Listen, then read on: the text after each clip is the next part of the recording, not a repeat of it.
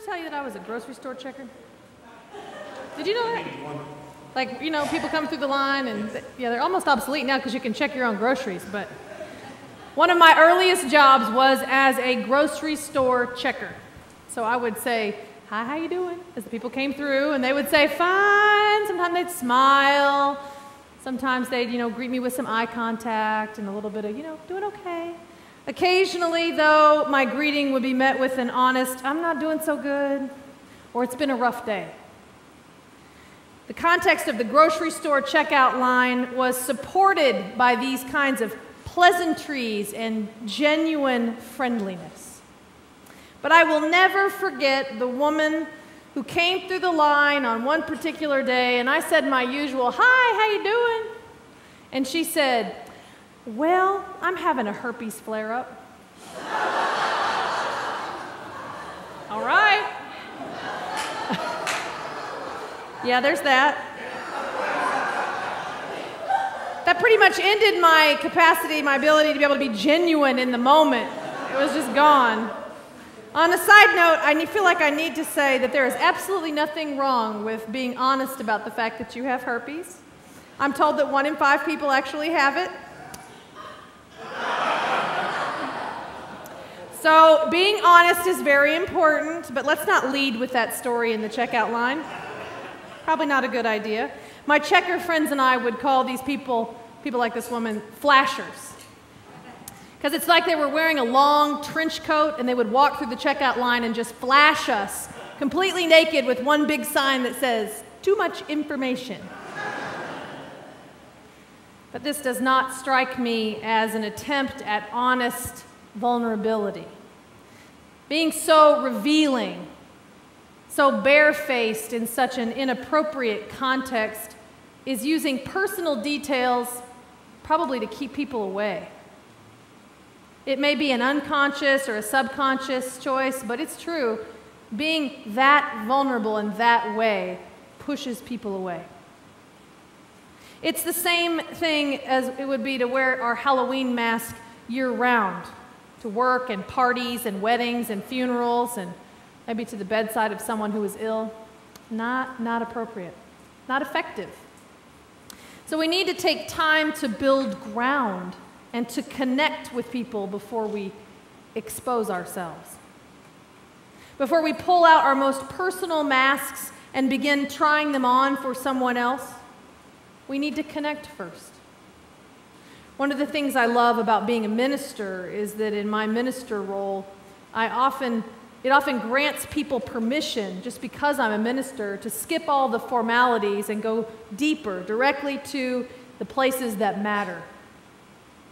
Other times, finding out that I'm a minister can completely shut down the conversation.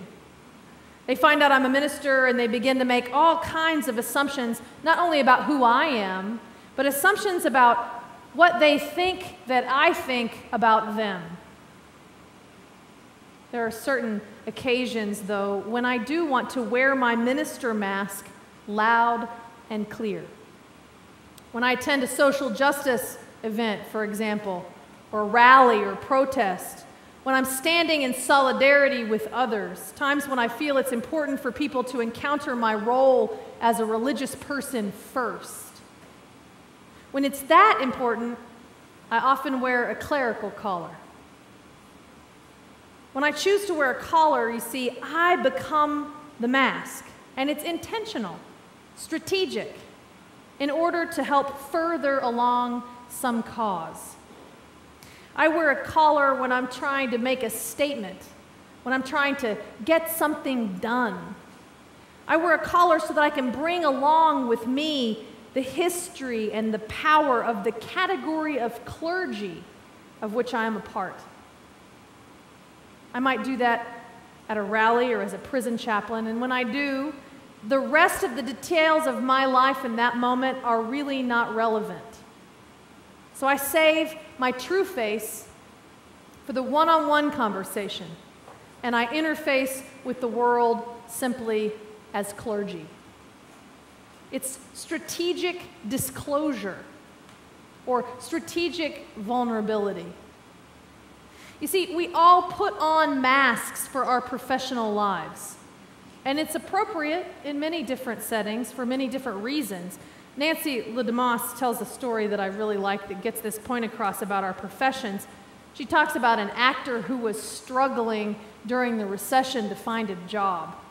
And one day he is fumbling through the newspaper and he finds an ad, and it's an ad that the local zoo was short on monkeys. And he thought, well, maybe that's something I could do. So he went to the zoo and applied for the job, and guess what? He got it. They handed him a monkey suit. So he put it on, and he went into the monkey exhibit, and this guy was an entertainer at heart, right? So he really took this role very seriously. So when they scratched, he scratched. When they ate bananas, he ate bananas.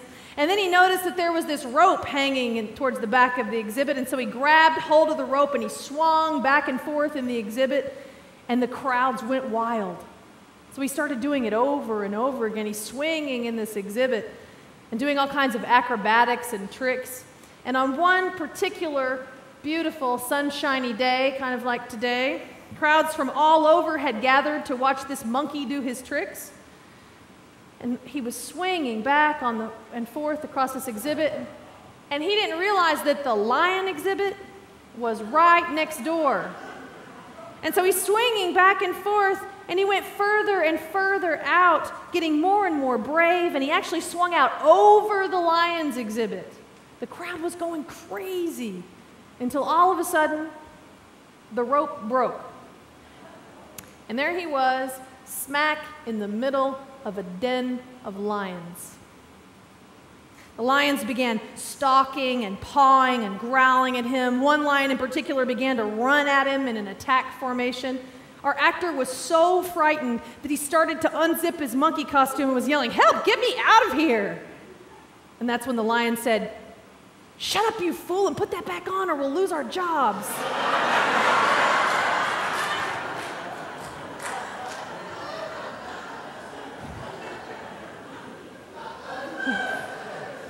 Does that sound familiar to some of you, I think?